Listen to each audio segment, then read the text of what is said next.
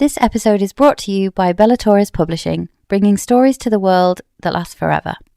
So Carrion breaks the tension. Loreth has found him and he's carrying his pot plant. Obviously the pot plant is not just a pot plant, and my theory is that the pot plant is Madra says, and you sent that beast through to kill me. I think that is in relation to Kingfisher's dad, and there's just too many references to wolves. I think his dad is a wolf shifter. Because some people say they found the cure, some people say they caused it in the first place. The fact that the witch found the cure and it's related to Carrion's dad's bloodline and his bloodline, I just feel like Carrion's mum was doing.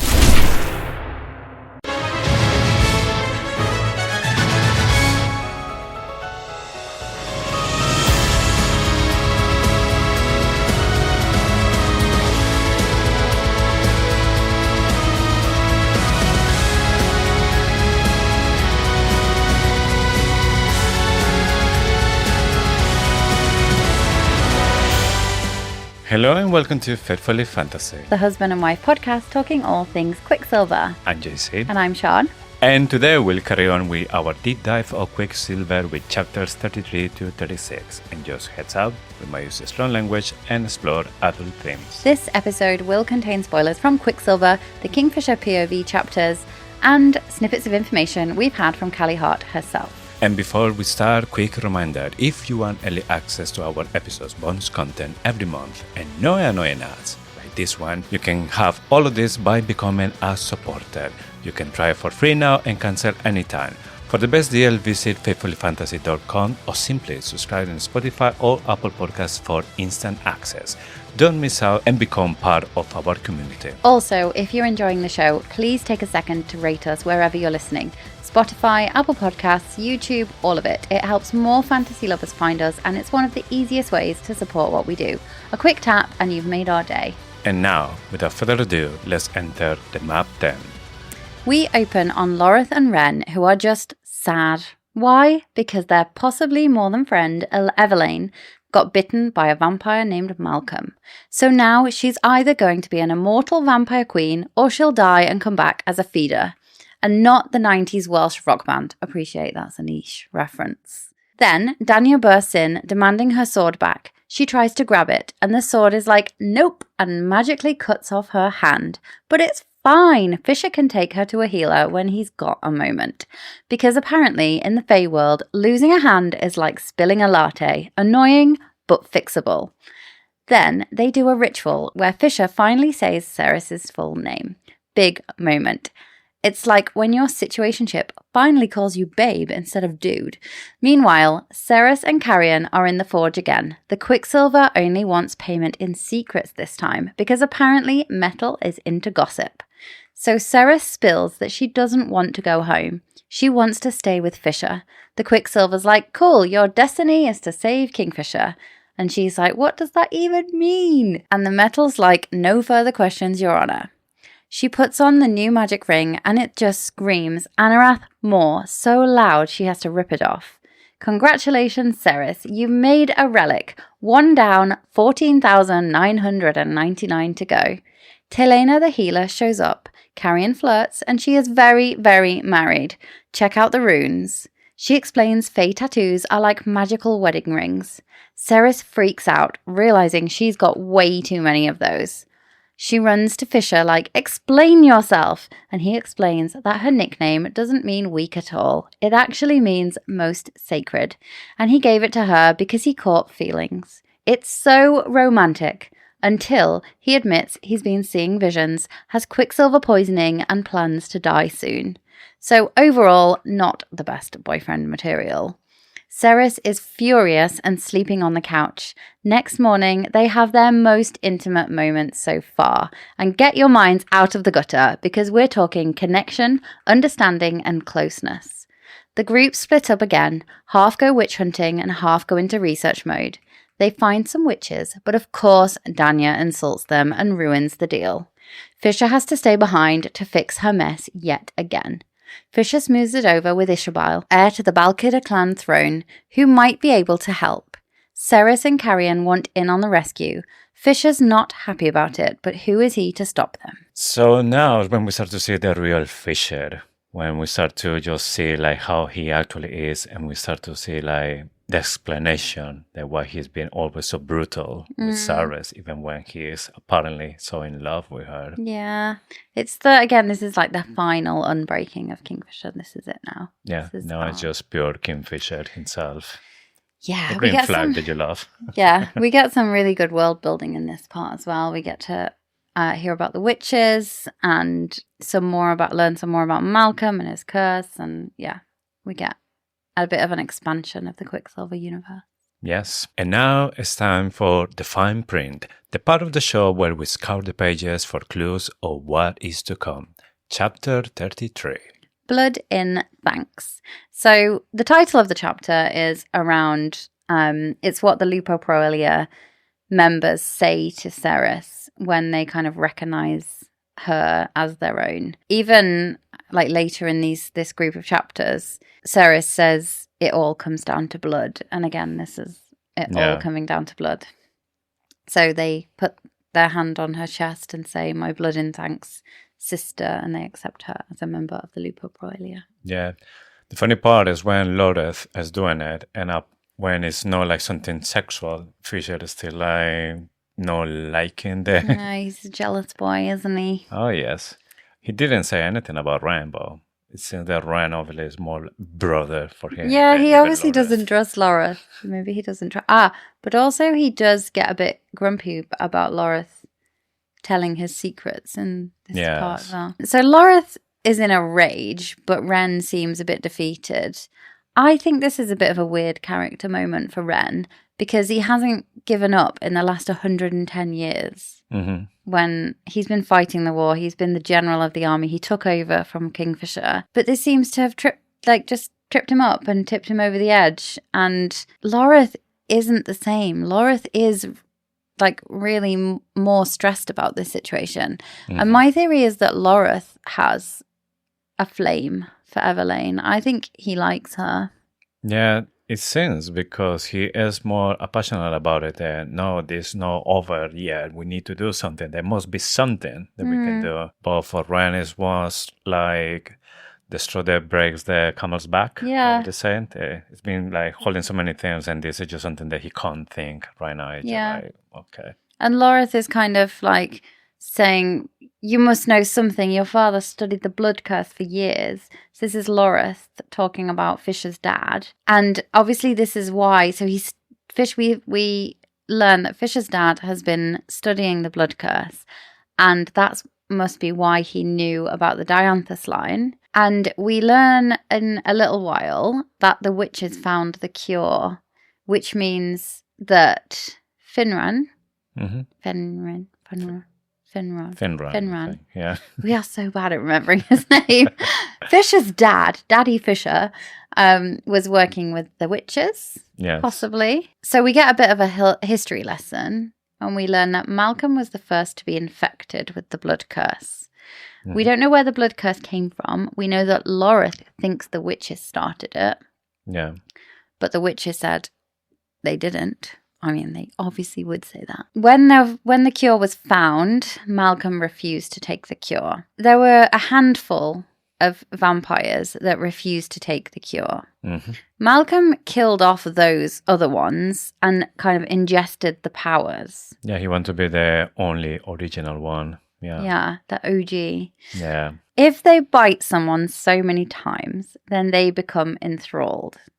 That means they would do anything for the master. If they drink from the biter in return, they will become one of the lords. So Taladeus, we can assume that Malcolm has bitten Taladeus. Mm-hmm. Taladeus drank from Malcolm and then obviously was enthralled by him at some point, then became a lord. So he was drinking Malcolm's blood.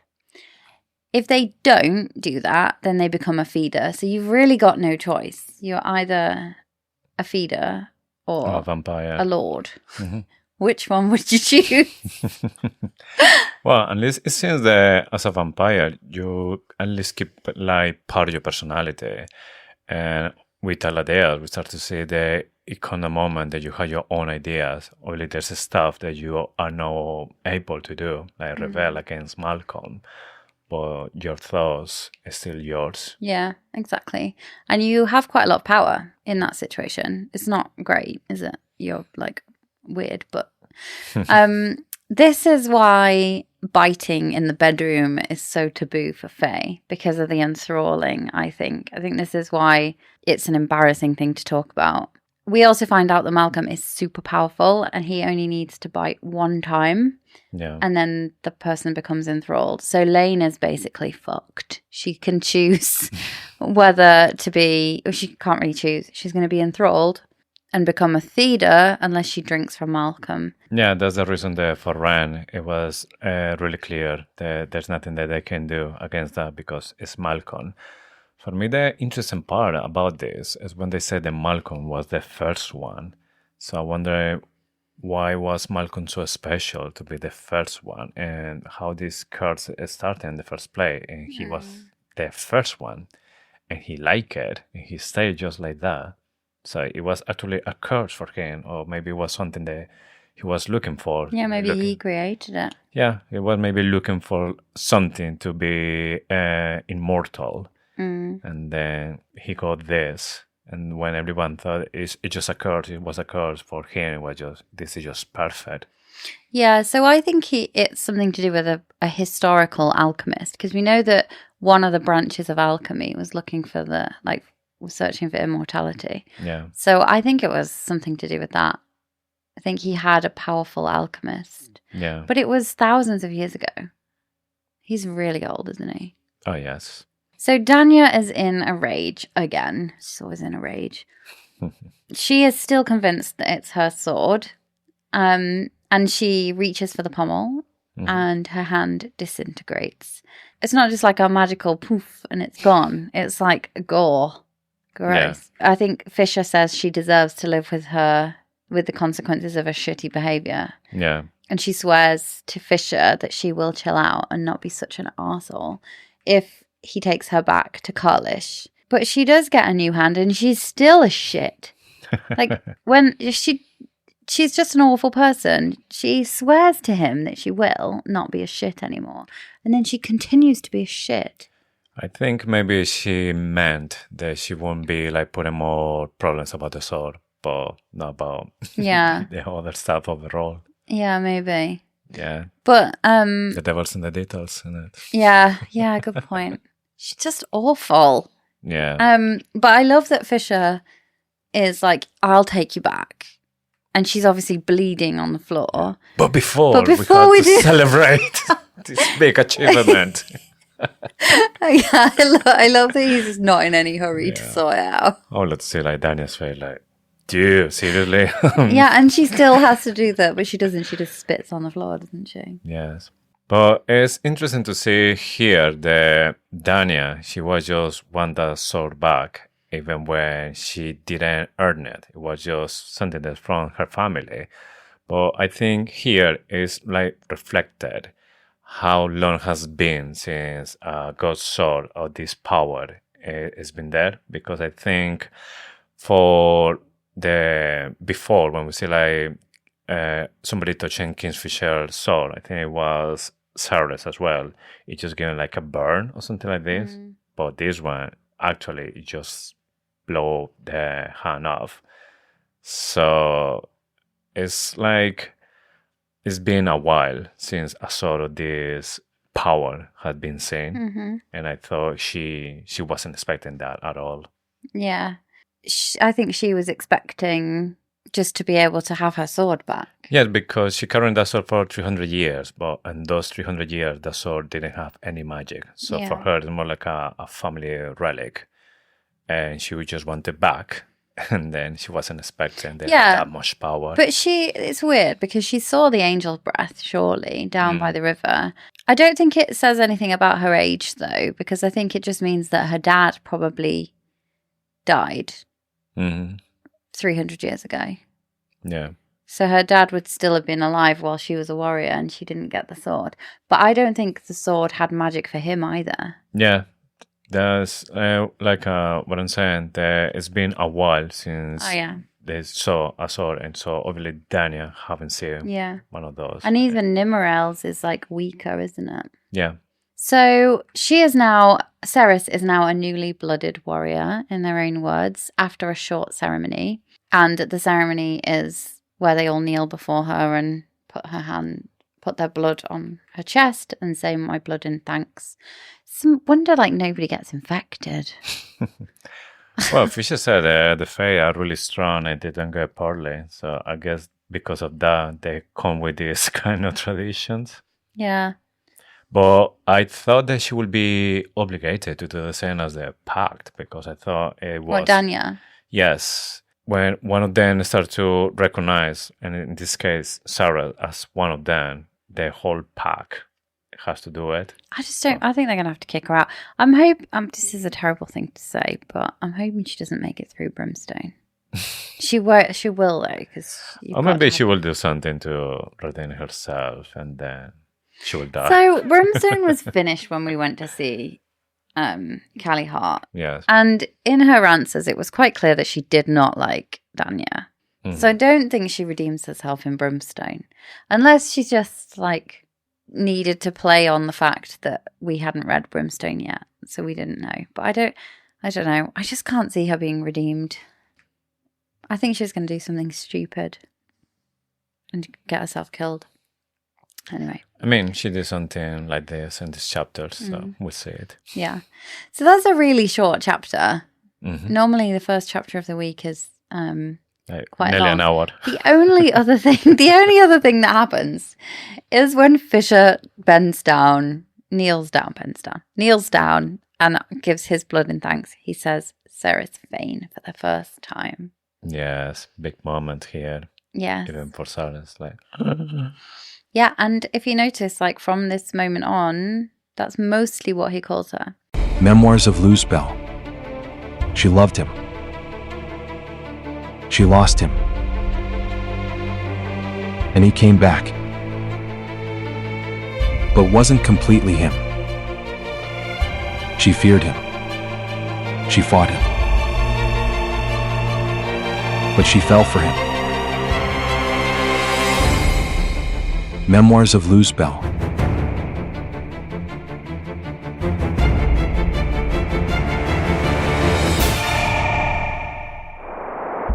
Now available on Amazon.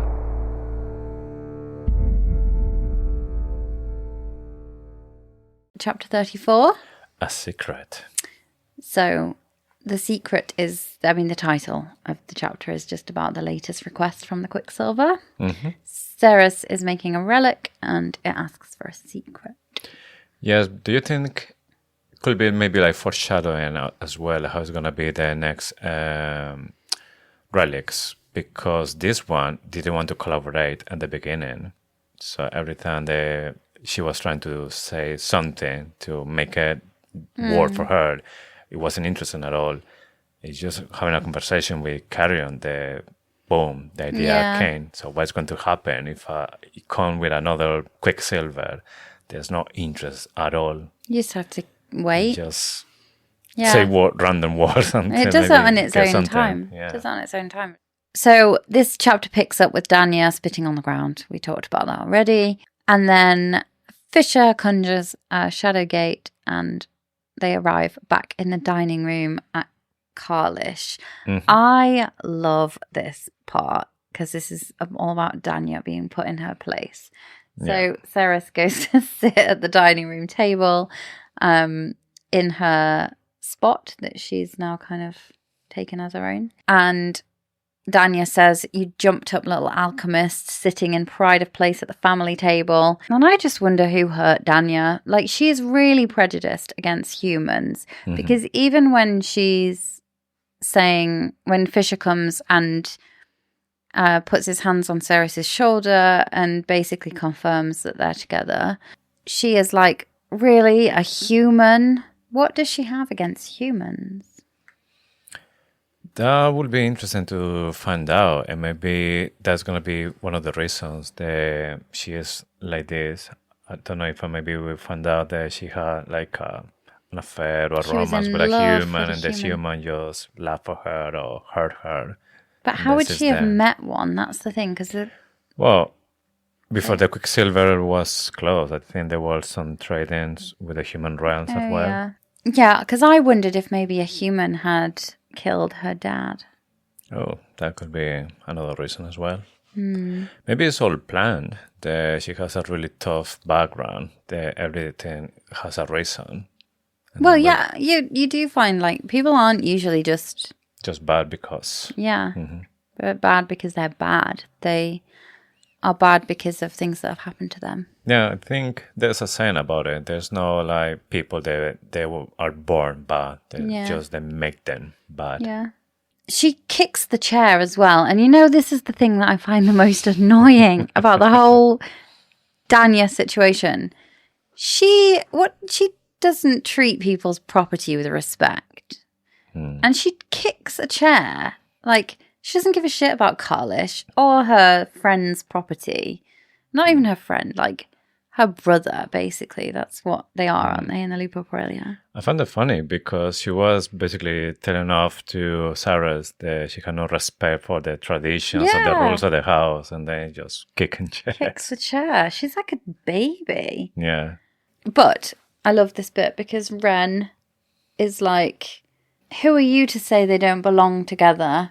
And then Fisher comes in and he's like, my personal life isn't up for discussion. So this is the bit, we talked a little bit last week about this, where Fisher and Ren are on the same page. Ren knows that his BFF is in love and they must have had a chat about it. So Carrion breaks the tension and he wanders through the through the gate. Loreth has found him and he's carrying his pot plant. Obviously the pot plant is not just a pot plant. And my theory is that the pot plant is important. I wonder if it's part of the cure. So maybe he's eating it because he knows he's supposed to and it's replenishing I don't know. Maybe he's Some preparing. iron or something in the plant that he needs for the blood. No, it'll be silver. He can't have iron. He would die. But yeah, I feel like this plant is important and it's going to come back. I was thinking exactly the same. I wasn't like buying that he just like it because first it survived in the forest, snow. yes. And second because it says that his room needs like some color and it's something that cheer him up. So I thought that doesn't sound like Carrion. No, and his grandma has taught him, and his grandma's grandma and his grandma's grandma have taught him all about the Fae and his bloodline. And I just wonder if this plant is related in some way. I also kind of wondered if it was Widow's Bane, you know, the plant that they chew when they get to Gillethrai. Yeah. And they put it under their tongue and it numbs the pain. But I feel like if it was something as obvious as that, one of the others would have said something. So I think it's more important. And everyone's laughing at him with his pot plant and they find it really funny. But that plant is coming back. Mark my words. Nobody wants to help Danya. Yeah, she's dying there. Yeah, and Fisher's like, take her to Lena. And Loreth is like, do I have to? He doesn't like her either. But then also, I'm not surprised because she did punch him in the face. Make her bleed. Yeah. And also tried to grab his god sword. They're not friends, are they? Loreth and Danya they're anymore? just colleagues from work, basically. Yeah, and but they don't like each other. I think they should sack her. Especially after this next problem she causes with the witches. Yeah. So Ceres is like, what do I do now? And Fisher tells her to go to the forge and make a start on the relic. So Ceres and Carrion go to the forge, and Carrion can tell that something bothered Ceres. So he wants to know what's going on with her and Fisher. She doesn't want to tell him because she knows that he's just going to laugh for her and all this kind of stuff, like typical Carrion. But he said that no, that he won't laugh for her, that whatever she can tell him, he will take it seriously. She doesn't believe him, However, she tells everything that's going on, but Carrion, he doesn't laugh. So that's exactly what he said, that he will take it seriously. And this is something that Sarah is surprised about it. Like, oh, he actually is keeping like his word. She says Carrion's promises weren't worth the paper they were written on. He was notorious for swearing things left, right, and centre and then not honouring his word. I don't think that's true because, like you said, he didn't laugh. He said he wasn't going to laugh and he didn't laugh. Mm-hmm. I think he's taken the Fey oath somehow. Mm-hmm. And I think he isn't able to dishonour his word. Yes. But again, he must be sneaky. He must have learnt the devil's in the detail. He must have got that email. The training. He went on the Fey training course. Yes. Basically, he's doing is just telling selected truth, no lying. Yeah. So the Quicksilver wants a secret. And her secret is, I don't want to go back to Zilfarin anymore. Not forever anyway. She wants to go home to get Zayden. No. That's different, Ralph. That's because we did a Empyrean bonus episode yesterday, and I'm still in the zone. I'm still in the fourth wing. Yeah. Wrong shadow daddy. Oh, can't we just talk about both of them? So she says she wants to go home and get Hayden and Elroy and bring them back to Avelia. Mm-hmm. She doesn't want to leave forever, though. And the Quicksilver is onto her. The Quicksilver knows that she is in love with Kingfisher. Yeah. She says, yes, of course I care for my brother. And the Quicksilver's like, not the brother, the Kingfisher. It doesn't just say Kingfisher, it says Kingfisher. The Quicksilver is like, save him. Right, pay attention. Because the Quicksilver says, save him. Save the gates. Save Avelia. Yeah. Save the gates, plural, yes. Gates. So the Agen gate is just one gate. One of them. Mm-hmm. Why is it plural? Are there more gates? What does it mean? Are they going to have to go and close all the gates or open all the gates? Are they talking about the Quicksilver gates, the portals? Mm-hmm. What does this mean? That's something that we had to wait, I'm afraid. But I was thinking the Agent Gate as well, like physical gate that maybe is protecting other cities or something. Well, the gate is protecting this ore. Mm-hmm. This random ore that was part of Lorith's song. Yes. It's protecting that. So what else is being protected? Yeah. So we might see more. And then the Quicksilver says, we are token, key, relic, shield. So that for me means token, like possibly something valuable. Mm-hmm. Key, it opens things. Relic, which helps people pass through. Mm-hmm. Shield, which is protective. This reminds me to these stories about the underworld, and there is like this skeleton that is like in a boat that's taking the soul from one place to another one, and you need to give it like a coin or a token, so you take it into the boat, and then you can cross to the beyond. So that's why in some culture, when a person died, they put it like a coins in their eyes. So they had a token. They used to do that in Victorian England. Yeah, so when it says that we are token, it's something to pass. And then we are key. So yes, like open the gates from the Quicksilver. They are relic because it's something that's part of the family or the Fae that's given the ring. And they're the shield to protect the Fae. Yeah, that's super interesting. It reminds me of From Hell, the Johnny Depp movie. Seen that? From Hell? From Hell, yeah. It's about Jack the Ripper. And it's all about these shillings they put on their eyes. Oh, no, I haven't. A movie that I have seen and you haven't. What is going weird. on? I know. Anna managed to stay awake for it. Johnny Depp's got a terrible British accent in it, though. It's so bad. Like when he does what's his name? Captain Jack Sparrow. Mm-hmm. He's got better at it. But From Hell was his first one, and it was pretty bad. It's kind of like Renfre's Scottish accent.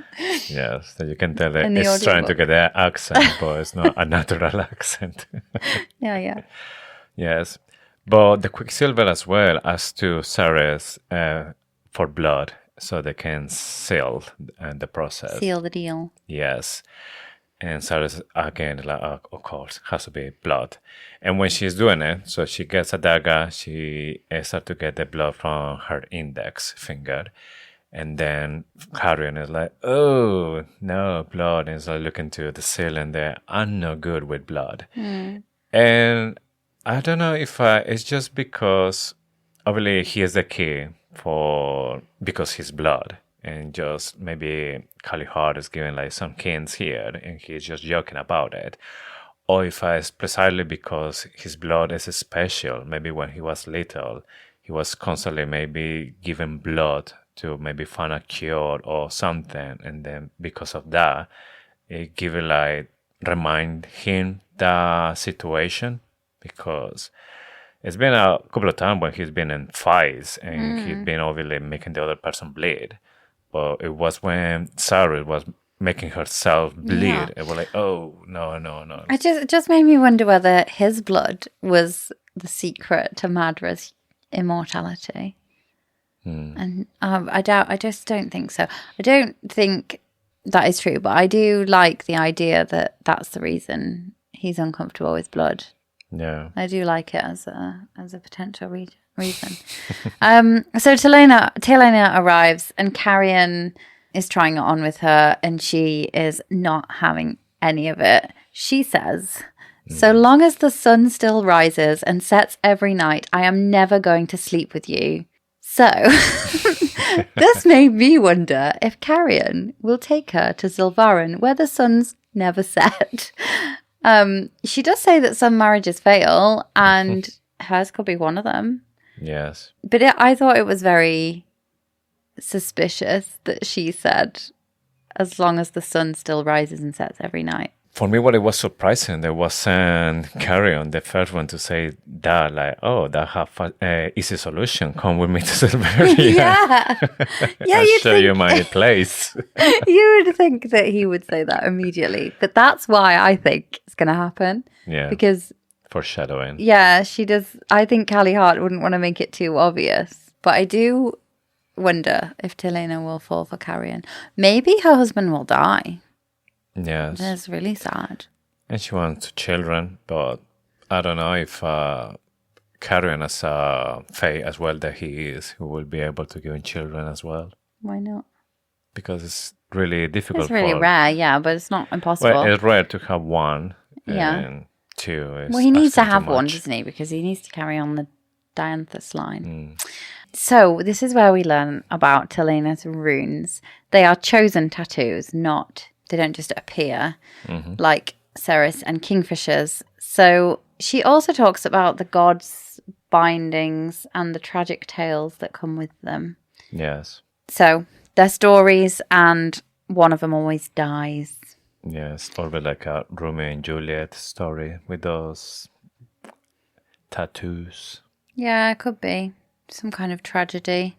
And we find out a bit more about that at the end of the book, because Zorith does explain some of the history of the gods' bindings. So Telena says, when the gods left Avelia, certain elements of our magic either died or waned over time, including the god swords. So obviously the gods left on their pilgrimage, wherever they were going, and the power waned.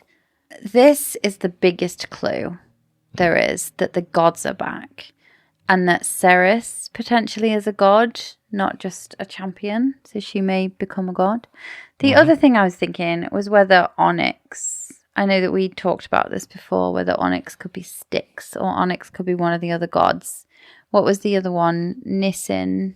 Nissenai? Or... Yeah, the god of masks. Just interesting that it could be that Onyx just appeared and all the gods' magic came back. Yes, it's just that I find it weird if I was one of the gods, because in the next chapter we will see Onyx having like a really good relationship with Fisher. So I don't know if but we know that the gods are trying to interfere. So what we learn with Zareth at the end is that if Ceres chooses to come back, so basically the fates are trying to interfere with Ceres and Kingfisher. If Ceres chooses to come back, the gods will not be able to see her. Mm-hmm. But they could be interfering with Kingfisher. But then that makes it seem like that Onyx wouldn't be a part of the next book, because when she goes back, the gods can't interfere anymore. They can't even see her. They won't be able to locate her. So I don't think he could be a god based off that. I think I've just talked myself out of it, because I do think Onyx is going to be a big part of the next book. Yeah. Wouldn't just disappear, would it? No, I think he's going to be always next to Ceres. Yeah, I like the theory that Onyx is somehow linked to Kingfisher's mom the best. Mm-hmm. Or dad. Family. Maybe it's a member of the Fisher family that we haven't seen yet, and then they will see it just disappeared a long time ago. And there's a reason for that. Yeah. There's also a mention to illuminated books. Lena says that the gods' bindings were like glowing and they looked really cool in the illuminated books. Mm-hmm. And I would love to see an illuminated book. So I would like to make some kind of book, some publisher. Can we make that happen, please? A glowing one. Yeah, an illuminated book. Super cool. So Lena says the lovers in those stories always suffered terribly. One of them always died. They were beautiful tales, but they ended with heartbreak. Mm-hmm. Well, this isn't looking good, is it? So what do we think that means for the end of the series? Well, apparently one of them is going to die, but they're just assuming it's going to be Ceres. Could be Kingfisher. He said already that he's been poisoned by the Quicksilver and all that kind of stuff. But I'm thinking that maybe it will come a time, maybe by the end, that one of them is going to die, but it will die doing the right thing, and there's going to be one of the gods that's going to say, well, I'm a god, can do whatever, so Come back to life. Yeah. Yeah, I don't think it will end with one of them dead. I do think they'll both survive. I think it'll be a happy ending. But I also still feel like they're going to become gods. Mm-hmm. I feel like they might replace some of the gods. I think the reason there's like magic again in this place, and we start to see like things like the god sword, is more because Ceres is calling the attention of the gods. Maybe she shouldn't be there, but now that she is there, all the gods is just like watching just to see what's going to happen. They are. So basically, Zareth is responsible for this tree, and there is rot in the tree, and the branches die, and that means billions of people die. So they can do this over and over and over again, and every time Ceres met Kingfisher, it results in the tree dying, or he looks into the future and he sees every time they meet in different situations, the tree dies. So he intervened and he put her far away in time, in distance, in realm. Mm-hmm. And the trees, he watched as the branches of the trees that they were in, so they were both on separate branches, and they bowed towards each other. So he realized that he could not interfere with the fate. And it happened anyway. And then he looks into the future and he sees multiple different situations happening. And every single one of them results in the tree dying, except a few where he can't see what happens. He's not able to see. Mm-hmm. And the only times that he can't see, the things that the timelines that he can't see have one thing in common, and that is when Fisher and Ceres fight side by side. Mm-hmm. So they don't fall out. They don't, like, there's lots of different outcomes. So he is causing these or he is initiating the god bindings because he wants them to be together, because that is the only way that he thinks there's a chance of saving the world. He doesn't even know that they'll save the universe. He doesn't even know it because he can't see. But if she goes back, he has to stop her he has to stop the other gods and the fates from interfering with her, because they just want to get rid of her. Yeah. So the way he does that is by turning her into something that's never seen before. Because if they can't see it, if they don't know about it, they can't see it. That is how it ends. So there was a bit of a crash course in it. So I do think that they're going to save the tree in the end of the book. Yeah. Or in the end of the series. I don't think the tree's going to die. It would be a bit of a sad ending. And everyone dies. Yeah, The end. the end. I mean, Rebecca Yarros might do that to us. But I don't think Callie would. Yeah. Yeah, sorry, I went off a bit on a tangent there. We're not even at the end of the book, but I thought it was worth explaining. Yeah. Ceres was not at all being cool in this moment. I think it was pretty obvious to Lena that something to do with god bindings was going on. Lena was like, "Oh, are you all right?" Meanwhile, Ceres is like, you mean they don't just show up while you're having sex with someone and they glow and they're all over your body? I'm asking for a friend." And Lena was like, no, obviously not. Whereas anyone intelligent would be like, hang on a minute, she's hiding something. How do you know about it? Yeah. Because it's in books. That's how it's supposed to happen. And then all of a sudden she's like, okay, I need to go speak to Fisher about something. Need to ask him something. Okay, now chapter 35. Oracle. So this is a really juicy chapter. We learn all about Kingfisher's mum and her book of prophecies. We learn that she was an oracle and that she had seen Sarah. I mean, did we know that before? Is this the first time we find this out? I think it is. Yes. So I think before there were some mentions about she just drew, but now there were draws about the future.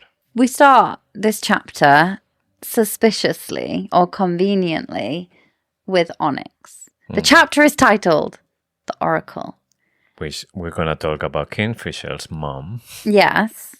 And we start with the fox. Yeah. So Fisher smiles when the fox licks his chin. Actually smiled. Like, me and Fisher are not the same here because I do not like dogs licking my face.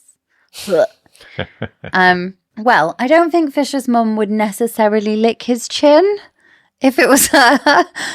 But I do think it's funny that we start the chapter titled The Oracle. There's definitely some connection between Fisher's mum and Onyx. Yes. I was thinking it would be weird if I was the mom, to be honest, because the fox go into the lab and then start to lick in the face. And I don't know, like, how many things happen between these two out of the pages for this fox be so friendly with Fisher when he see him.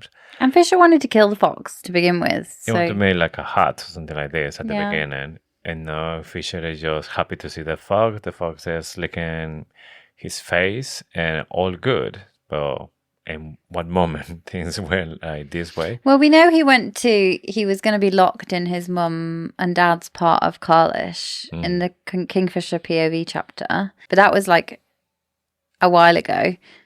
And he goes back to rescue the fox. He doesn't leave the fox there. So he does start to like look after the fox. Anyway. Yeah. Just I don't think it's his mum. I agree with you, but I do think there's a connection between Fisher's mum and Onyx. Mostly comes back to how he was at Ballard. I don't know, maybe an auntie or something like this. Maybe. Like Edina's sister. There's been missing for 110 years. Again, I'm not sure. Like, would your auntie lick your face? I mean, fox is if you say anything, it's kissing. Yeah, but his face. That's the way how they kiss. Same with the dogs. Yeah, but your auntie doesn't like come and lick my face. Repeatedly kiss your face. But you're also kiss different. my cheeks. Yeah, because you're Colombian. That's how. But Americans, Well, licking my face. Like, you don't do the. Whereas you do that in Spanish and Colombian. Yeah. Although your mum does it different every time, just to confuse me. The amount of times I accidentally. It's how she feels. One day she feels Colombian, other day she feels Spanish. I know, but then how am I supposed to know and then not accidentally kiss her on the nose? Just put the face. That's it. Let her do stuff. I'll just stand still. Yeah, I will. But to be honest, I think there's gonna be like another situation like in Harry Potter, where there's an animal from the beginning of the books or the movies, and we didn't know anything about this animal until maybe book 4 or book 5. No, book 3, I think. And then when we found out that there was a new character and all the story and that character was hidden in this animal. So I think this could be another situation like this, that maybe is a fae inside these folks, but it's a character that we haven't seen yet, or they haven't spoke about this character yet. Then we get the speech on why he wouldn't say her name, and it's all about the osha, the butterflies, and it means most sacred.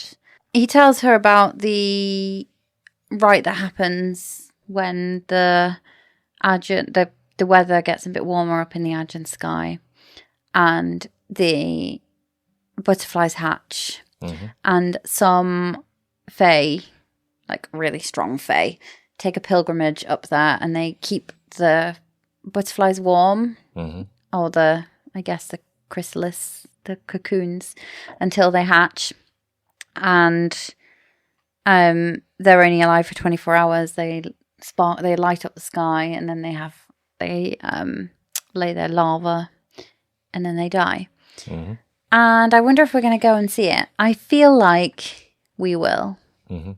I feel like we will witness this event at some time in the series. Yeah, I don't know why, but I feel that maybe this ocelots maybe have like a special magic or something that they have, that eventually they have to go there and get it. Yeah, I agree. She bites her tongue until she tastes blood. This is so weird. No one ever does that. I mean, you can bite your tongue by accident while you eat it. Yeah, but you can't do that consciously until you taste blood. Really weird. What an odd thing to write. Not sure about that bit. I don't know. She was growing fangs or something. It is all foreshadowing, isn't it? Like, I don't know. Really odd. And then, sorry.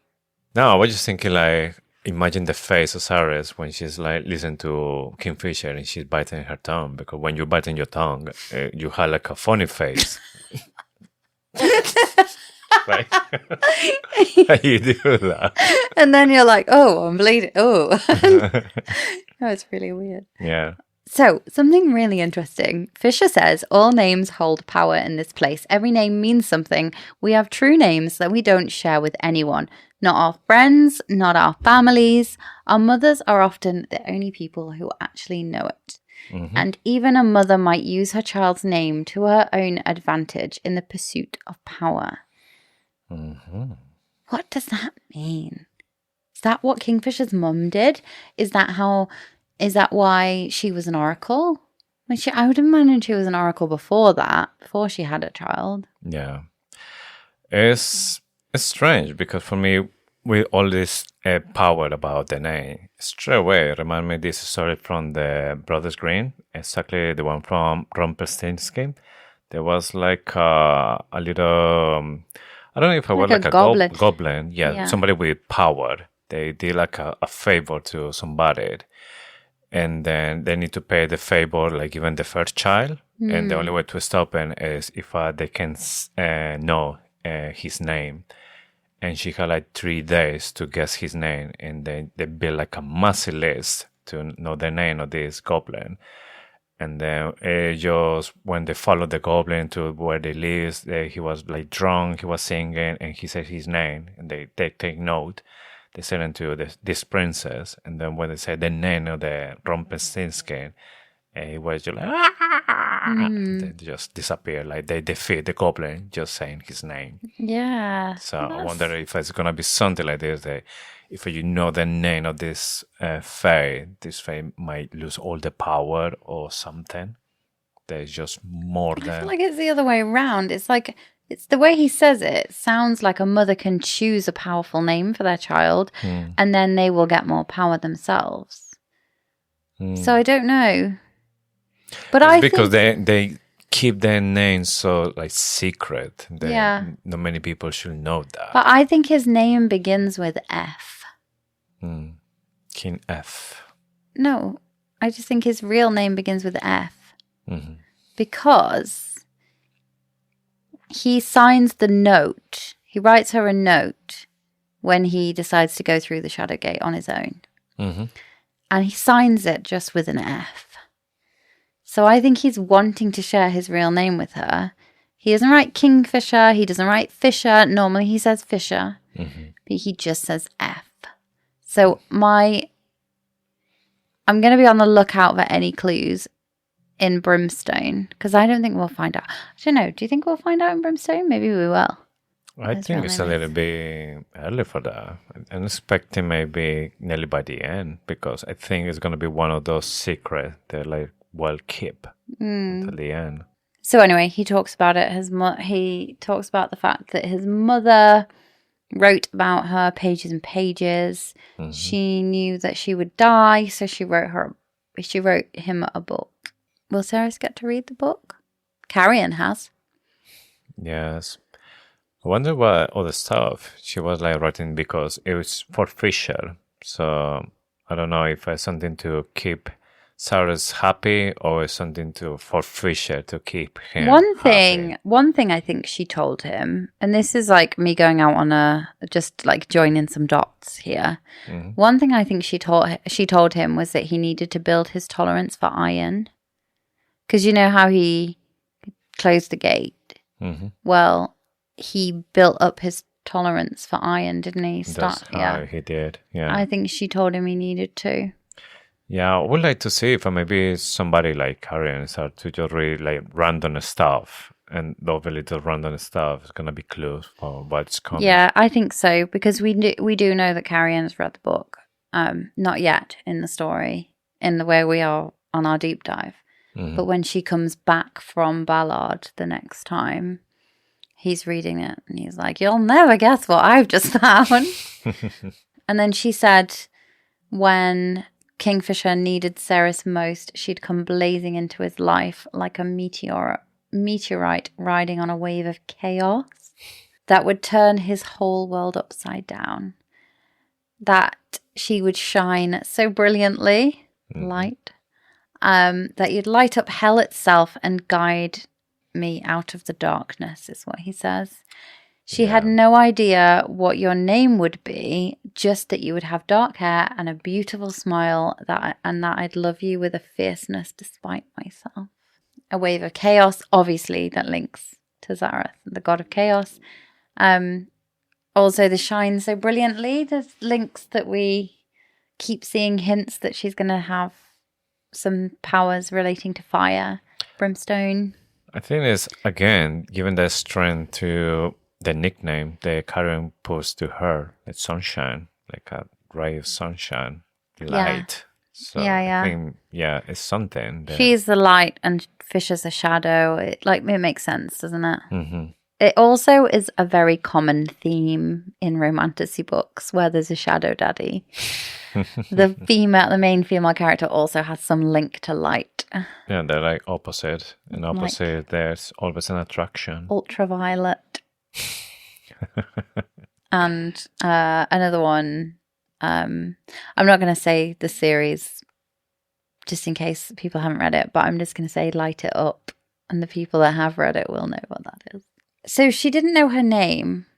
And my question is Ceres Vane actually her real name? I feel like it is, because it feels funny when Kingfisher says it. But and he does say, and everyone knows your name. I think he's still thinking that Osha or Little Osha is like the most, the better way to call her, because it's just like something that only he calls her. So maybe we'll just keep it like that. Fisher's necklace, we find out that isn't just a relic, and that his mum took that to the witches to get it warded with spells. And he said amongst other items, not just amongst one other item. The only other one we know is the silver plate, the gorget that has the wolf on it, and it is silver. that definitely has magic because Malcolm makes reference to it at the end. He's like, and he always wears that thing, and his mother was always a bane of my life, and she put spell work on it and stuff. So we know that the relic and the gorget are definitely magic. Yeah. But he says other items, a host of other items. So either we haven't seen them yet and we're going to, or we have seen them and we've just forgotten. For me, what I was thinking about this is the relic that he always had with him. Remember the first time where he was saying this to Cyrus, that he shouldn't take it off because he is not like something nice to be around when he's not carrying this. Yeah, he's like the dog. Yes. So I was wondering, is this all because the Quicksilver, or maybe it happens before the Quicksilver, and that's how it started this relationship? Because maybe there's another curse, or there's a family thing with wolves, and maybe his dad or himself is kind of like a werewolf. So I definitely think, and we're not at this bit in the story yet, this will be like next week or the week after. I think his dad is a wolf shifter because Madra says, and you sent that beast through to kill me. And I think that is in relation to Kingfisher's dad. And there's just too many references to wolves. The wolf on his chest plate, the lupo proelia, like lupo is Latin for wolf. There's just so many references. And he has a tattoo on the chest as well. Yeah. Wolf head, yeah. Yeah. I just feel like we've got vampires. We are likely to have wolves. I don't think they're going to be werewolves unless it's a situation where this is definitely in other books, and it's a bit of a legend around werewolves that there were wolf shifters and then they were cursed by a moon goddess or god or the god of night to only be able to shift once a month. And then they were like trapped in their human forms, and it's a really cool legend, old legend. Might be Scottish, but I've definitely read another book with it in very recently. It smacks of the curse, like the vampire curse, like they were cursed to remain vampires, and I wonder if the shifters were cursed to remain fae. But then I agree with you. I think there's going to be wolves in the story. I won't be surprised, to be honest. We have vampires here as well, so why no werewolves? Yeah, exactly. So anyway, Fisher had it all decided. He was going to reject the bond and let her go, but he couldn't bring himself to do it. But notice that he's fully calling her Ceres now, the whole time. Yes. He's now a mature man. Yeah. But he's suicidal, which brings it down a little bit, doesn't he? Can you actually blame him? Because he's been all his life struggling with this Quicksilver on his head, plus all the pressure about being Kingfisher, being who he is, and the current situation. So he might have been thinking as well that the best thing that he can do is just do something really good for everyone, even if that costs his life. But he doesn't even seem like he's talking about that. It seems like he's talking about just giving up. Like, he's not talking about self-sacrifice anymore. He's talking about, like, just giving up, which is really, really sad. It's good that he's admitted it, though, because, like, there's a problem with men. Isn't it, like, the biggest killer? It's really serious. And there's, like, an awful lot of pressure on men to, like, be okay and to not cry about things and not talk about their feelings. And that's like hopefully that narrative is changing, but it's really sad. Yeah. And it's good that he is able to tell her. That's all I say. Although Ceres is just like, I am honestly surprised. I don't give up when things get hard. I'm honestly surprised that you do. And she just storms out. But Fisher, before they end their argument, Fisher is really surprised and a bit annoyed that Lorith has told Ceres about the soul magic. Yeah. It says Fisher arched an eyebrow, displeased. that was private. I suppose he's just going around telling everyone that now. Yeah, I wonder why he's annoying about it. Why it's supposed to be a secret. Is it just maybe the kind of magic that is forbidden? They shouldn't give your soul to anybody? I don't know. I think Fisher would want to keep Loreth safe, because if anybody truly wanted to kill Fisher, they would also have to kill Loreth. And I would say that Kingfisher wouldn't want everyone to know that, just to protect Loreth a bit. Mm-hmm. But why did Loreth tell her? Loreth told her just so easily. I guess it's because they can tell that she was something special for Fisher. Because even in this chapter, we see how Daniel say, "Oh, come on, we knew that you were fucking her, but actually you're like taken seriously with her," something like this. So I think maybe for Laura and Ryan, they can tell. But is it Loreth's secret or is it Kingfisher's secret? It's both of their both. secrets. It just feels weird that he did just open up to her. I mean, he can't lie.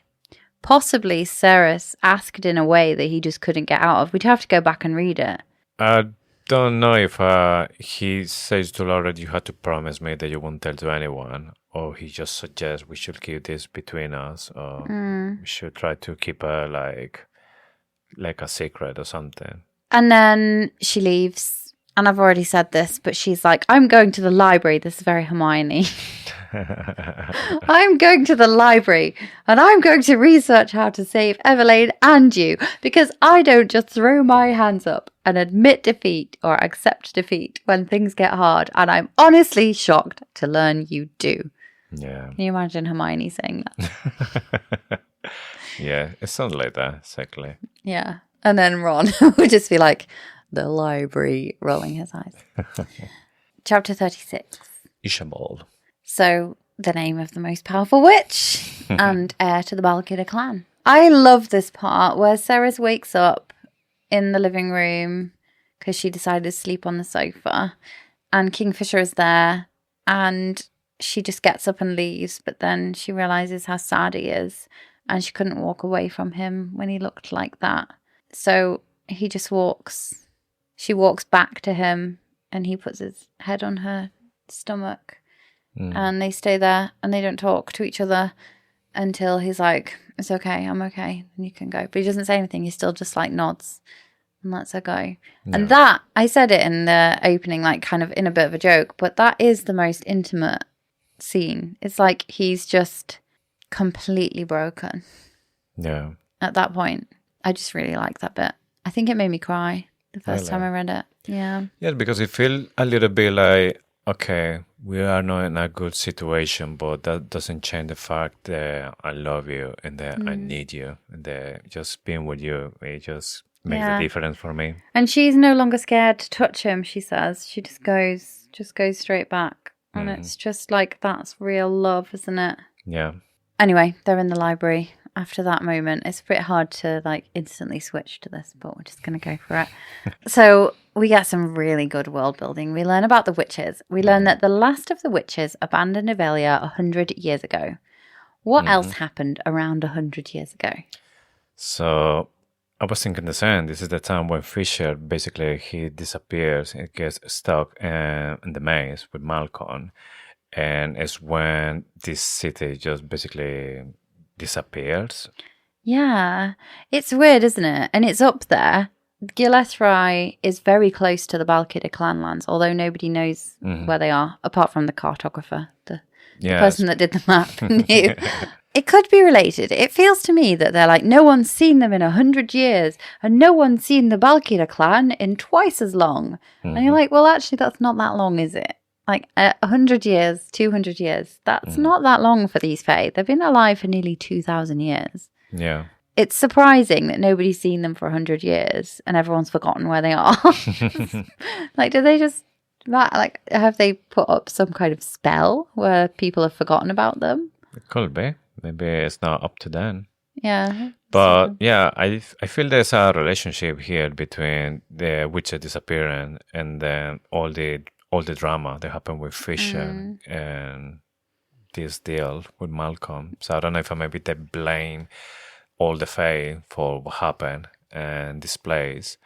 and then they just left, and they don't want to any more deals with the Yeah, Fae. it seems like that could be like the Gilethrai event where the city burned to the ground. That does feel like it could have been a tipping point for them, because Lorith definitely thinks that they started it. Ishabel definitely thinks that they didn't start it, that they fixed it, but then not everybody took the Yes. medicine. So they're talking about go there and find the witches, and Carrion, obviously, he just want to go as well. And Fisher like, no, you don't come in here just because you want to fuck a witch. And Loris can, oh no, it can't be serious, it can't be right. Carrion like, no, absolutely right. yeah, you're right. I would. I just want to say that I was able to do it. Yeah, Like, oh my just gosh. as I would. Lorith really hates witches. We can get into this a bit more next episode, but it's really bad. Like, he really hates witches. He thinks they're disgusting. He thinks they're flatulent old hags. That's why he said, and nobody laughs, apart from, I think, Danya.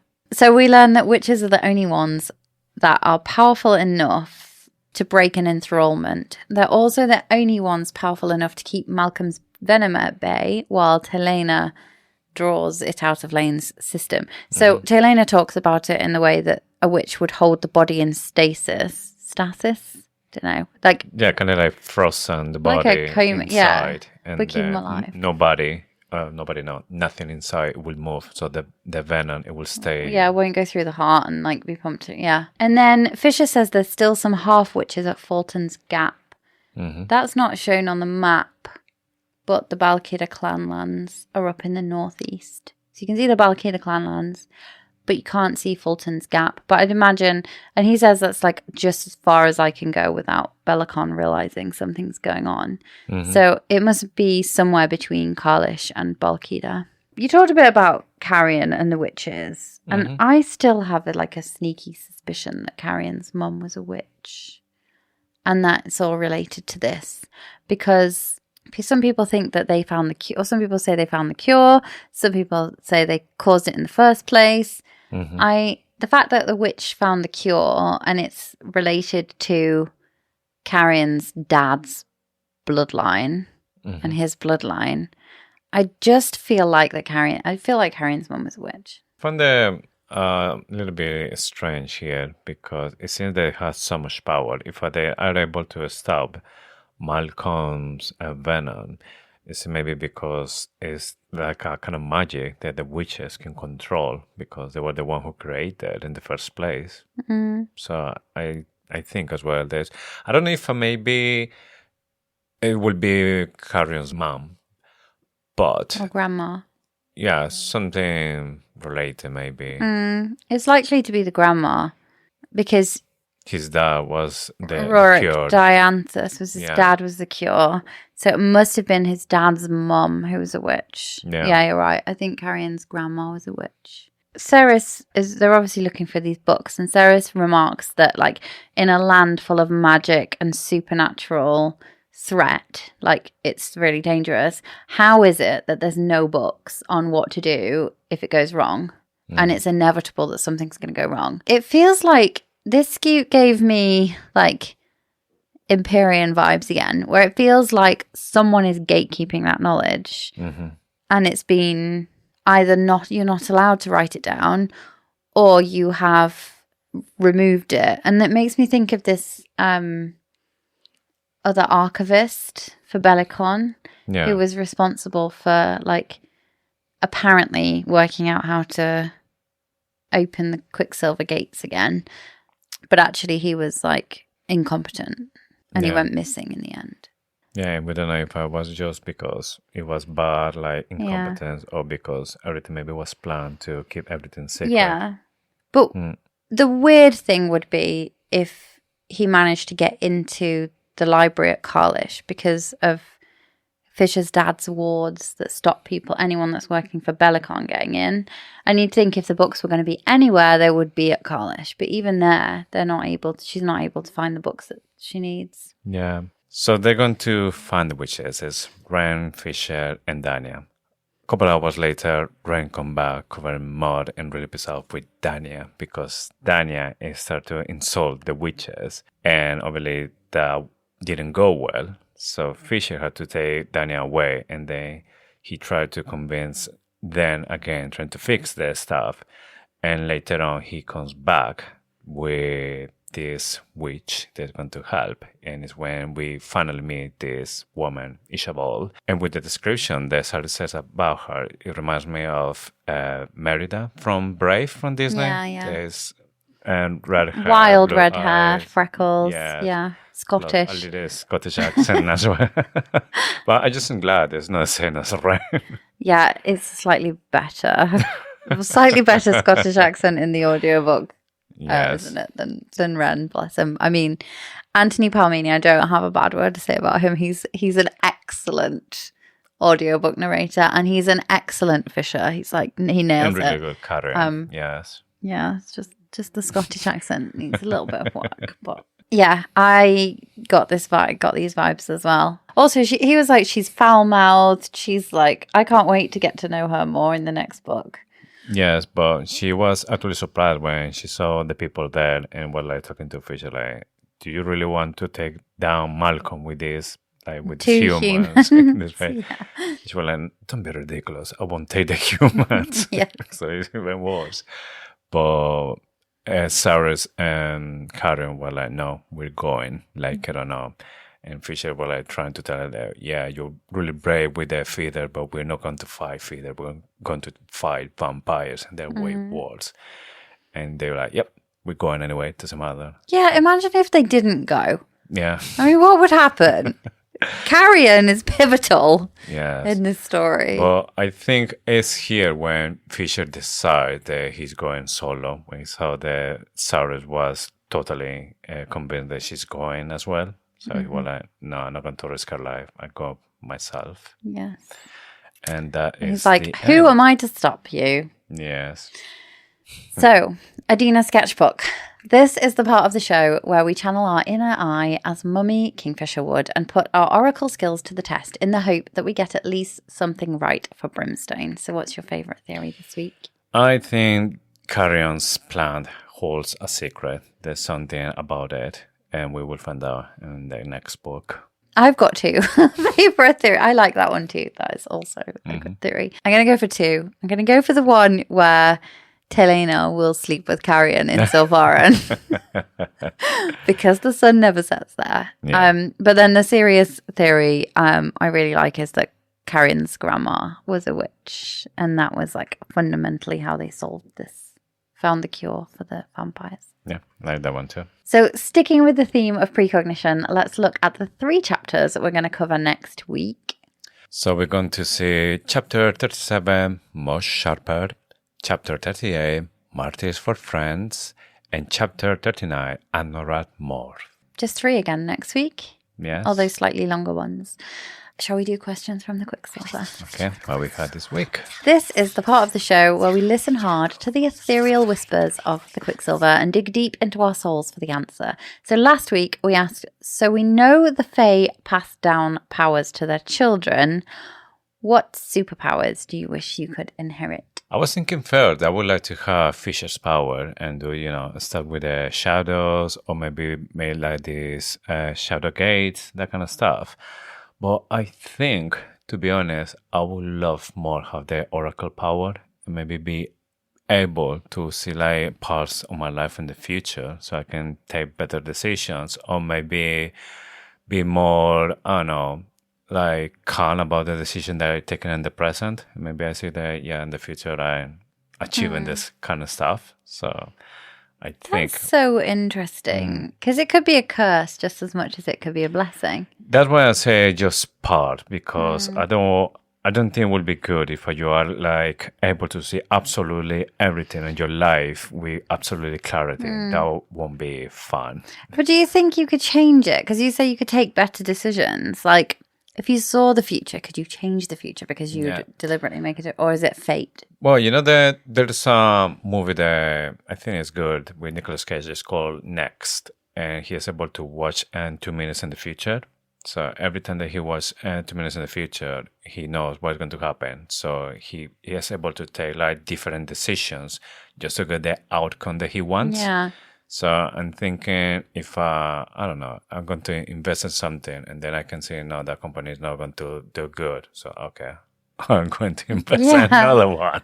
And just like specific things, not absolutely my whole life. Because it's good to have, I don't know, surprises or just carry on with the life brings you. Yeah. I think the traveling, the gates. Shadow gates. I don't know if it would be shadow gates because it doesn't, I think we've got a lot to learn about the magic in this place. I think there's more than just light to shadow and oracles because Ren can make gates, so he can make kind of portals, can't he, that last for a long time. But yeah, I'd like to be able to just like go places really quickly. Like going for work. That would be really useful. Oh, sissy family.